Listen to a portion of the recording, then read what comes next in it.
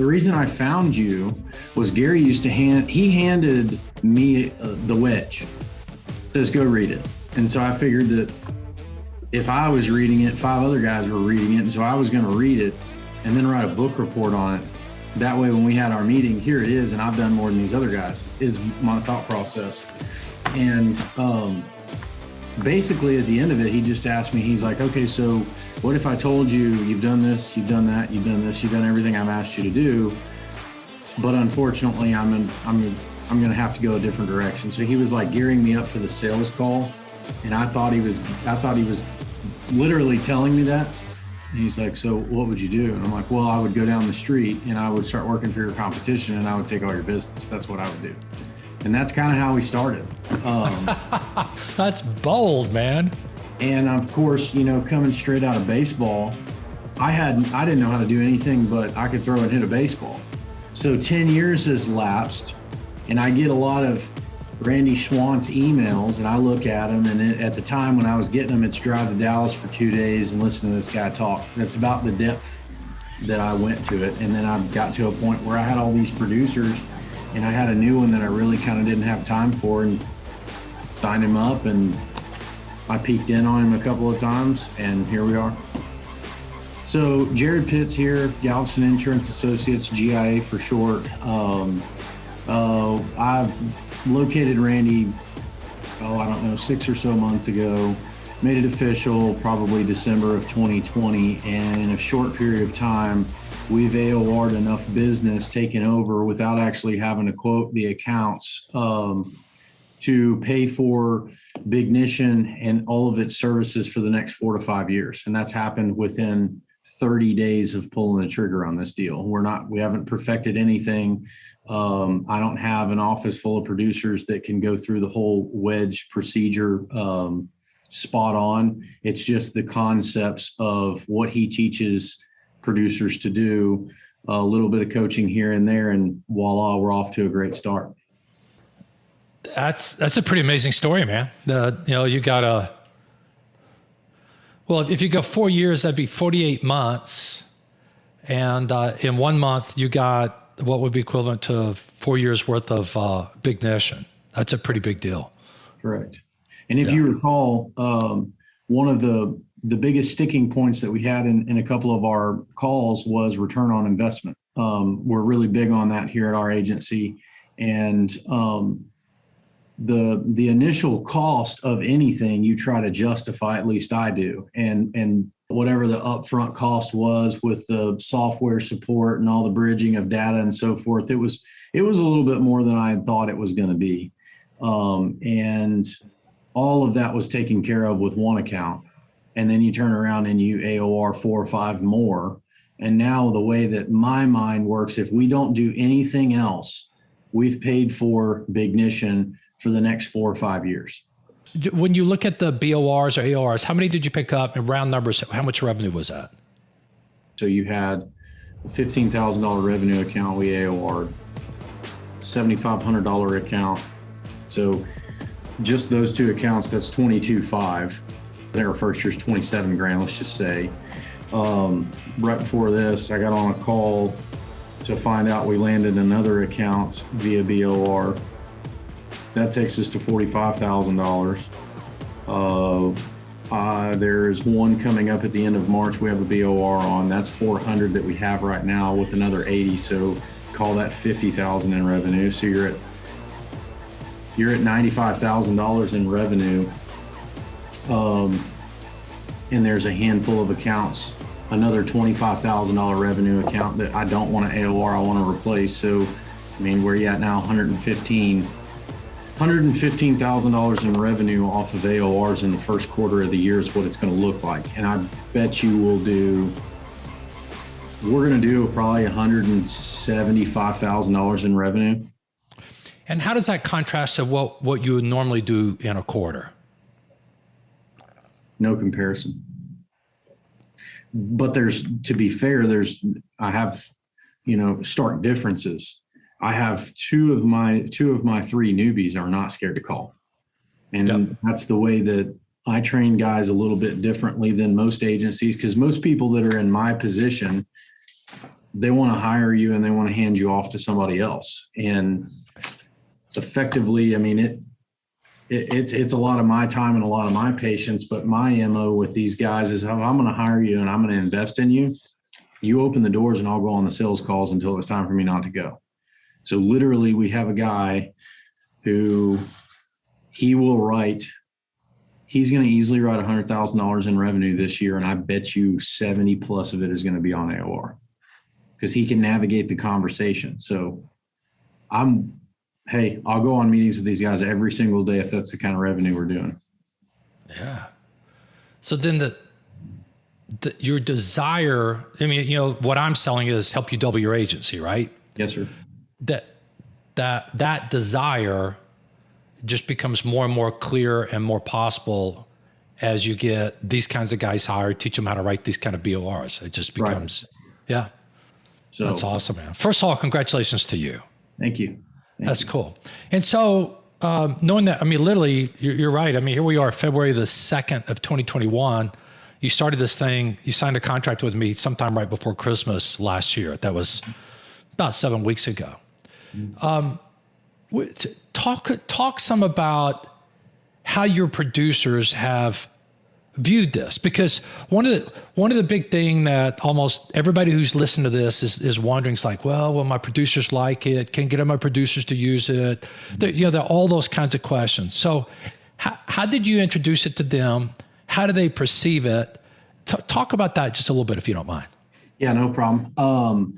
So I have some newbies. I have 3 newbies right now that, you know, I could tell them whatever we're going to do and they're going to be on board with it.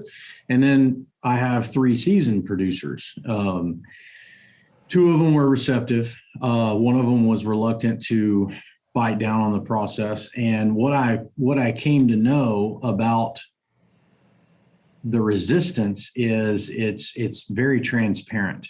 So whatever you're doing over there in your office, if you're not wanting to get on board with this system, it's because you don't want me to know the intricate details of what you're doing or not doing.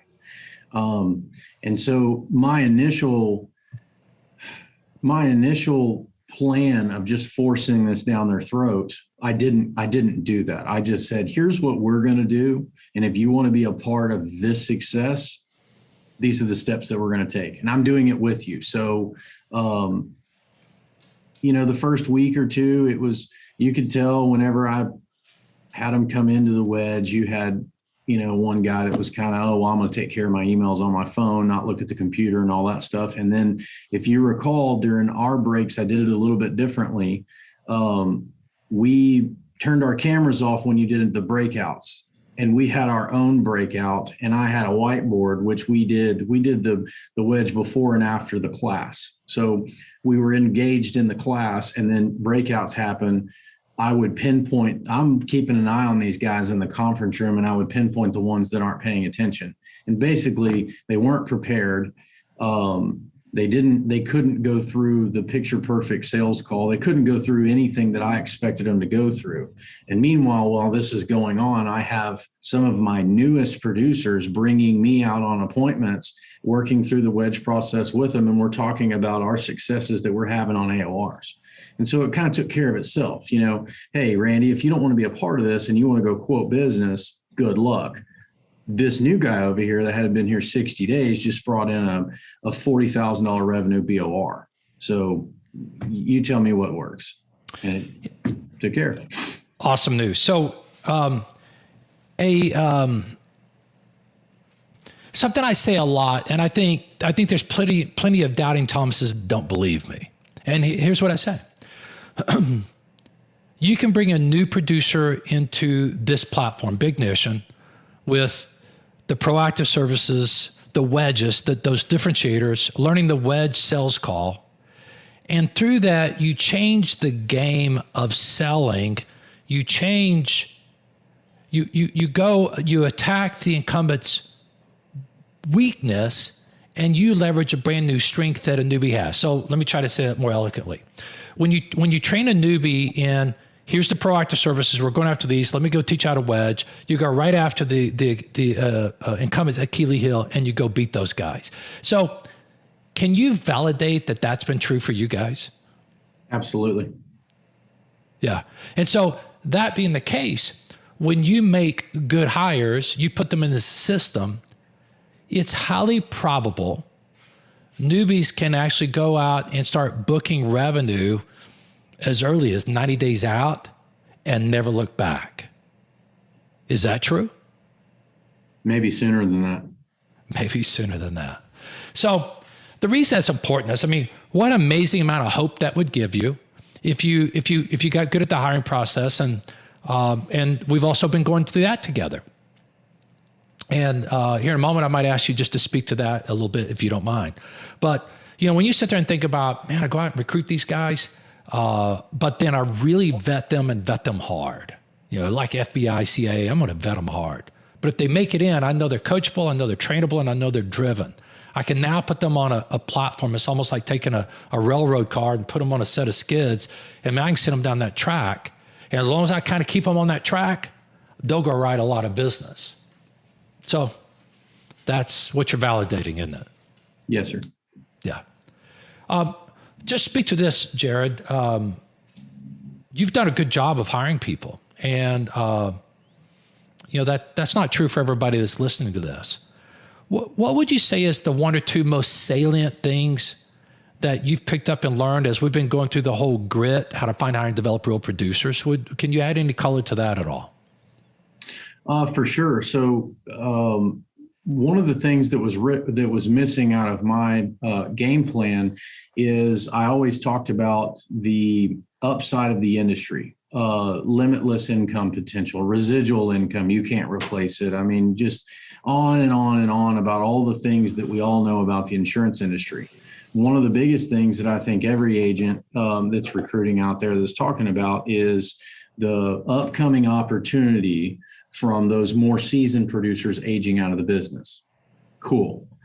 But the thing that I picked up that resonated with me the most through the grit process is trying to find a way to use the picture perfect, if you will, of the candidate's financial situation currently and where they want to end up.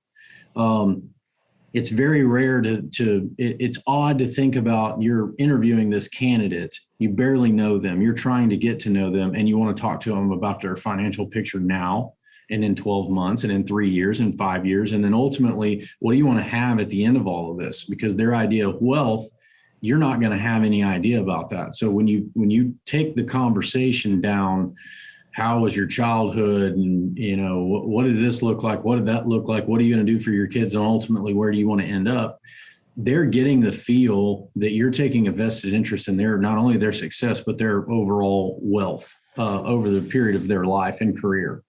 I would have never thought to do that. I would have thought that would be a waste of my time, quite frankly, up front.